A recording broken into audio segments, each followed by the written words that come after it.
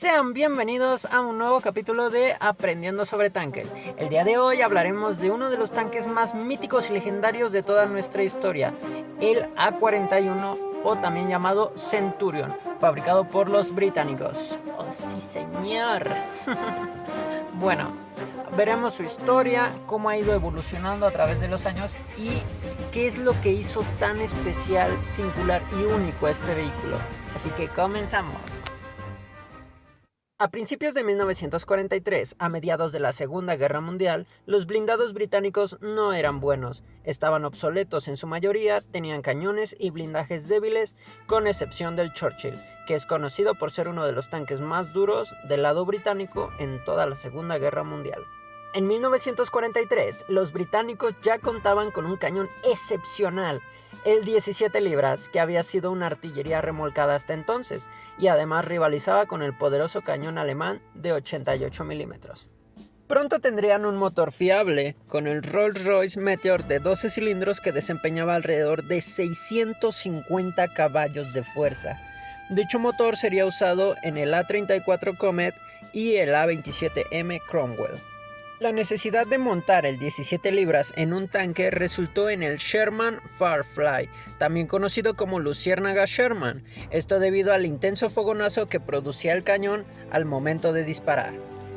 El Cromwell y el Comet fueron más allá con el motor Meteor, además el Comet tenía un buen cañón, una versión del 17 libras. Pero eran vulnerables contra sus homólogos alemanes de la época por su fino blindaje y no inclinado. Por eso en octubre de 1943 se pidió un carro totalmente nuevo que combinase el cañón de 17 libras, el motor del Rolls-Royce y un blindaje frontal inclinado en el chasis de unos 80 milímetros de espesor. Decidieron llamarlo A-41 tanque crucero. Pero había un problema. La industria británica se centraba en fabricar vehículos existentes para sustituir los perdidos en la invasión de Normandía. Por eso el prototipo no se empezó a construir hasta enero de 1945. El primer prototipo, que se llamó Centurion, se entregó en abril de 1945. Las primeras pruebas fueron tan bien que se ordenó la fabricación en serie y se enviaron 6 prototipos a Alemania para probarlos en condiciones de servicio activo. Desafortunadamente llegaron tarde para pelear en la Segunda Guerra Mundial. Las descripciones británicas de los cañones de la época requieren cierta interpretación. Las 17 libras del cañón serían unos 76,2 milímetros. Puede que no parezca mucho, pero rivaliza con el cañón de 75 milímetros de alta velocidad del Panther V alemán, conocido por ser uno de los cañones más efectivos de la Segunda Guerra Mundial. Además, el 17 libras tenía más velocidad de salida que el 88 milímetros alemán y una trayectoria similar, casi plana. Un proyectil estándar que era de alta perforación podía perforar 150 milímetros de blindaje a 1000 metros de distancia. Los nuevos proyectiles APDS de casquillo desechable Sabot alcanzaban 233 milímetros a la misma distancia, bastante para destruir a cualquier rival de la época. Fue una clara mejora respecto al 75 milímetros que solían usar los británicos. El armamento secundario era poco habitual.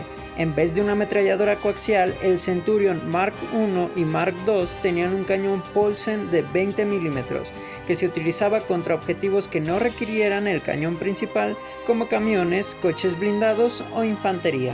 El nuevo Centurion no usaba la suspensión Christie como el Cromwell o el Comet.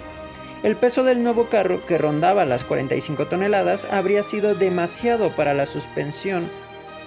En su lugar, usaron el sistema Horseman, que se había inventado en 1922, pero el principio era tan bueno que se usó en carros posteriores como el Chieftain. Consta de 3 bojes con 2 ruedas cada uno y un sistema de torsión. Las ruedas tenían más recorrido que en los sistemas de bojes anteriores, lo que mejoró mucho las prestaciones campo a través.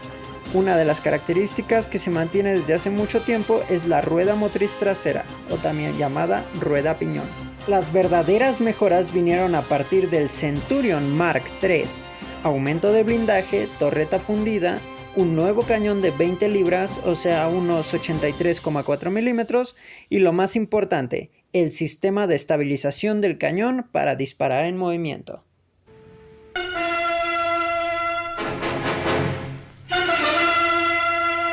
British Centurion tank, acknowledged to be one of the finest in the world, is seen demonstrating something which other tanks haven't got: automatic gun stabilization. This means that the gunner can maintain his sights on a pre-selected target no matter how the vehicle moves and turns or bumps over rough ground. It would be impossible for the gunner to fire with accuracy in such conditions without the stabilizer, but with it, well, the picture gives the answer to that one.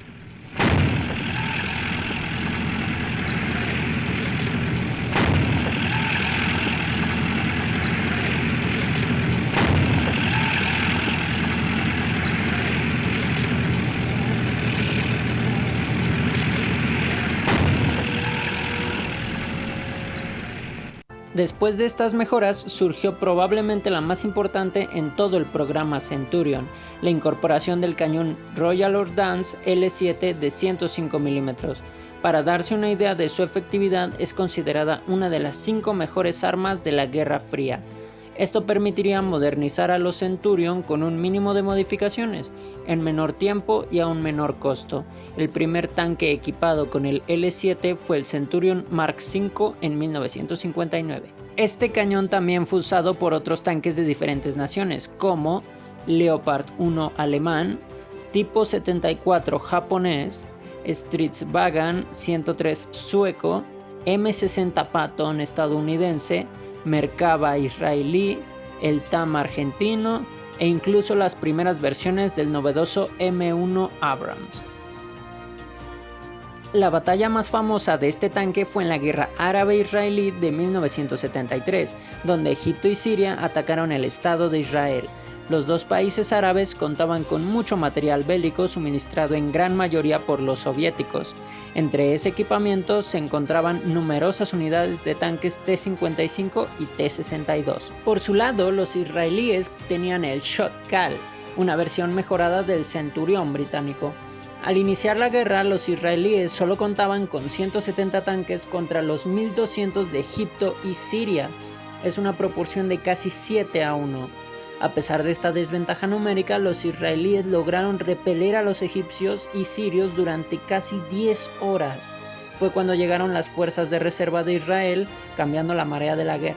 Al final de la guerra, que solo duró 16 días, los israelíes perdieron entre 400 y 500 tanques, los dos países árabes entre 1200 y 2200.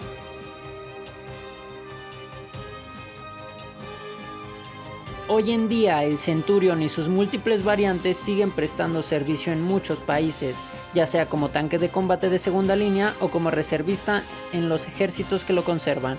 Ha participado en múltiples guerras como Guerra de Corea, Crisis del Canal de Suez, Guerra Indo-Pakistaní de 1965, la Guerra de los 6 días, la Guerra de Vietnam, Guerra de Yom Kippur y más recientemente la Guerra del Líbano de 2006. Con más de 50 años de servicio, el Centurion es probablemente el tanque más legendario de toda la historia hasta ahora. Tuvo problemas en un comienzo, pero demostró su efectividad en combate una y otra vez hasta el final del siglo XX.